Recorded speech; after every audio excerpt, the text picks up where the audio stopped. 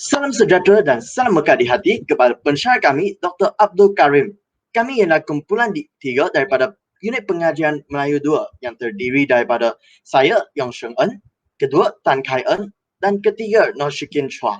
Hari ini kami ingin membuat pembentangan untuk kerja khusus ketiga untuk BMM 1044, iaitu secara berkumpulan, kami dikehendaki untuk membentangkan hasil refleksi kami berkaitan dengan pengalaman menyiapkan tugasan dan mengaitkannya dengan usaha memartabat tulisan Jawi serta memperkasakan tulisan Rumi. Ini ialah perasaan saya apabila saya sedang mendaftar khusus BMM 1044, iaitu keliru, kerana saya berasa kami sebagai pendidik bahasa Melayu, mengapa kita harus belajar huruf-huruf Jawi yang tidak berkaitan dengan bahasa Melayu. Tetapi lepas mempelajari huruf-huruf Jawi, saya memahami bahawa ia sebahagian daripada sejarah dan budaya bahasa Melayu. Sekarang saya ingin memberi pembentangan kepada Tan Kai En. Dipersilakan. Selamat sejahtera.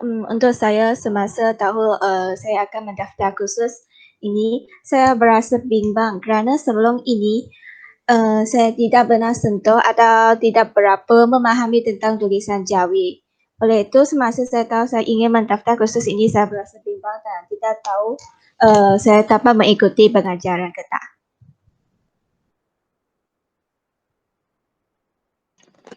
Okey, baiklah, perasaan saya masa mendaftar kursus PMM 1044 ni, saya merasa sangat takut. Walaupun saya orang Melayu, tapi saya tidak terlalu mahir dalam menulis Jawi. Lepas tu perasaan saya juga berasa gembira sebab ada dapat kursus bahasa Jawi ni kan. Jadi saya gembira sebab kita belajar, orang yang bukan Islam pun belajar sama-sama belajar Jawi. Baiklah, ini ialah masalah yang telah dihadapi oleh kami sebelum kuliah. Untuk saya telah menghadapi dua masalah, iaitu pembelajaran atas talian dan kurang faham tentang huruf-huruf Jawi. Pembelajaran atas talian telah menjadi masalah yang amat besar sejak kemunculan wabak COVID-19. Dan ini telah menambah lebih banyak masalah kepada kami untuk mempelajari Jawi kerana ini ialah satu kursus yang amat susah. Terutama sekali kerana pensyarah kami tidak berada di depan kami untuk lebih menolong kami dan memastikan bahawa kita semua faham tentang kursus ini. Kedua ialah kurang faham tentang huruf Jawi. Saya sebagai seorang pelajar bukan bangsa Melayu memang tak pernah memahami apa itu Jawi. Sampaikan saya hanya pernah dengar dan pernah tengok huruf Jawi setakat di wang-wang kertas Malaysia. Yang tu saya faham bahawa semua orang pernah tengok kerana wang memang sesuatu yang amat penting. Tapi ini juga telah menjadi satu masalah kepada saya kerana saya tak pernah tengok huruf-huruf Jawi dan saya perlu belajar sekarang dan ini telah menyebabkan satu kebingungan bagi saya. Sekarang Akak Kai En akan membuat pembentangan. Untuk saya sebelum ini saya tidak mahir menyebut huruf Jawi dan sukar menghafal huruf Jawi tanpa merujuk buku. Kerana ada terdapat huruf Jawi yang sebutan dia dah sama dengan nama dia. Lepas tu juga terdapat beberapa huruf Jawi yang mempunyai sebutan yang kurang sama. Oleh itu ini merupakan salah satu masalah yang saya hadapi sebelum kuliah. Seterusnya Kak Shiking akan menceritakan tentang masalah dia sebelum kuliah.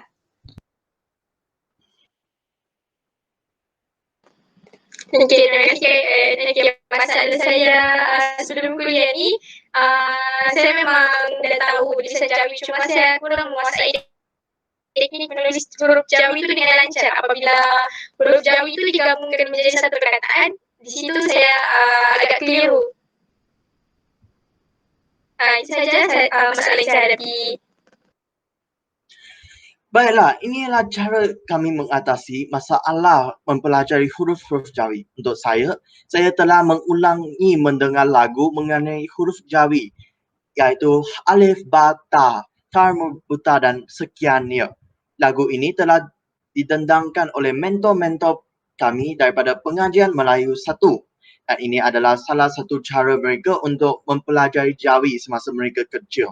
Dan mereka telah menggunakan cara tersebut untuk menolong kami mengatasi masalah yang sama. Sekarang saya mempersilakan Tan Kai En untuk meneruskan pembentangan. Cara saya mengatasi masalah mempelajari tulisan Jawi ini ialah membahagikan huruf Jawi dalam kumpulan mengikut bentuk tulisan yang mirip. Hal ini memudahkan penghafalan saya terhadap tulisan Jawi. Contohnya, To dan Zo mempunyai bentuk huruf yang sama, cuma perbezaan dia ialah ada titik dan tak ada titik. Seterusnya, saya akan menjemput Saudari Shikin untuk meneruskan pembentangan. Baiklah, cara saya untuk mengatasi masalah saya daripada tidak mahir menulis Jawi, saya akan minta bantuan dengan rakan Melayu yang lain dan juga saya mengikuti kuliah yang diadakan oleh Tuan Jalal. Dan ini apa yang telah saya memperolehi daripada kursus BMM 1044 adalah saya telah mempelajari macam mana untuk menulis tulisan kad. Daripada sini kita dapat lihat bahawa kita perlu menggunakan pen yang khas untuk tulisan kad, dan pen ini mempunyai muncung yang amat berbeza dengan pen yang biasa. Okey, daripada sini saya juga telah mempelajari sejarah tulisan kad dan bahawa ini adalah seni kaligrafi budaya Melayu dan berasal daripada Arab. Sekarang saya ingin menjemput Saudari Tan Kai En untuk meneruskan pembentangan. Dipersilakan. Selepas kursus ini, saya dapat mempelajari ilmu baharu tentang sistem tulisan Jawi. Sebagai contoh, melalui kursus ini saya tahu sebelum ini sistem tulisan Jawi terdapat baris. Tetapi untuk memudahkan pengajaran tentang tulisan Jawi dan mengurangkan kekeliruan, baris telah dihapuskan. Seterusnya, Saudari Shiki akan meneruskan pembentangan. Apa yang saya peroleh daripada kursus ini, saya dapat mempelajari sejarah bahasa Jawi, iaitu terdapat bahasa Jawi lama dan juga bahasa Jawi baru yang berbeza.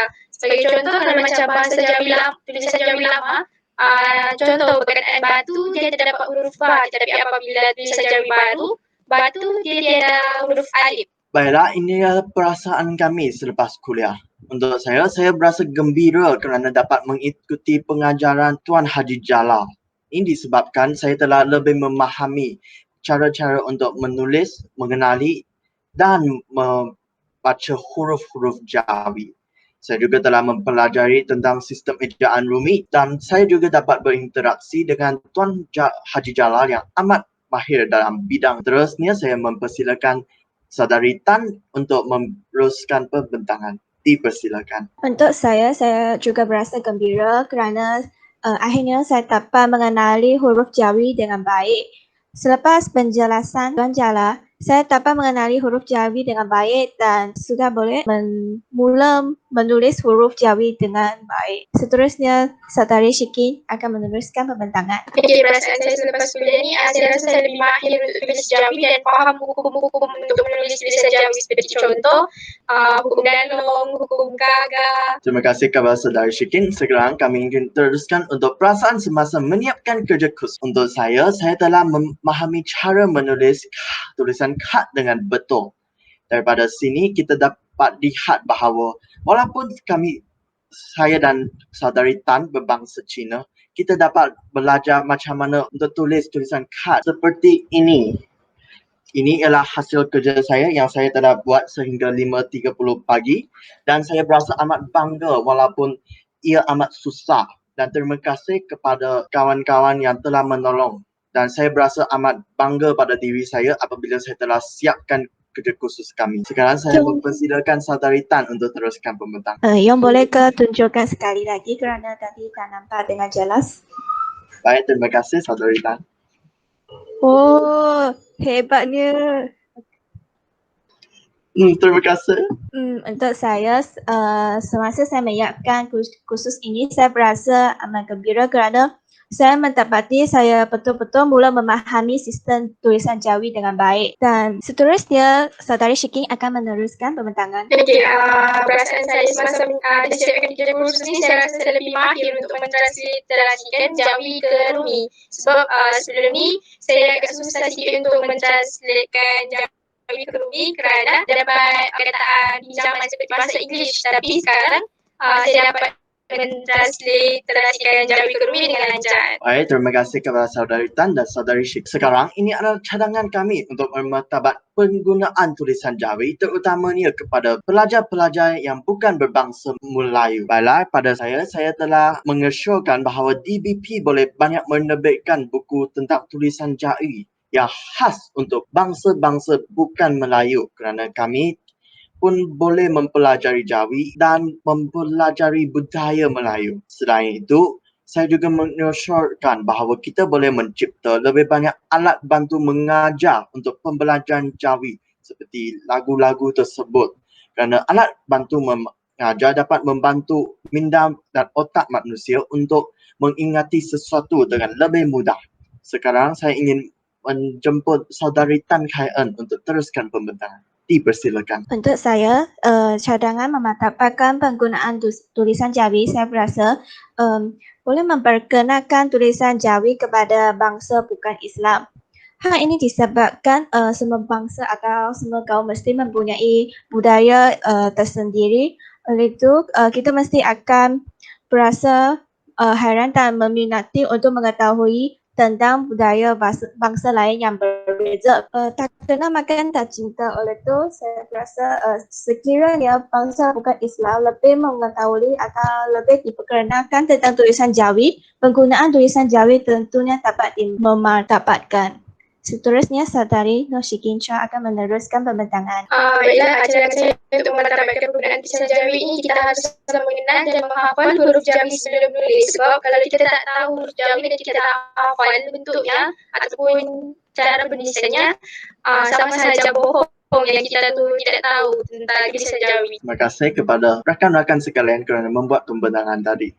Sekarang kami ingin memberi pendapat kami tentang kursus ini. Pada pendapat saya berasa bahawa kursus ini adalah amat menyeronokkan kerana pembelajaran Jawi memang sesuatu yang menarik dan ada rakan-rakan yang sentiasa sedia membantu. Bukan sahaja rakan yang berada dalam pengajian Melayu, malah rakan-rakan saya daripada PSV juga telah membantu saya menyiapkan kerja kursus ini.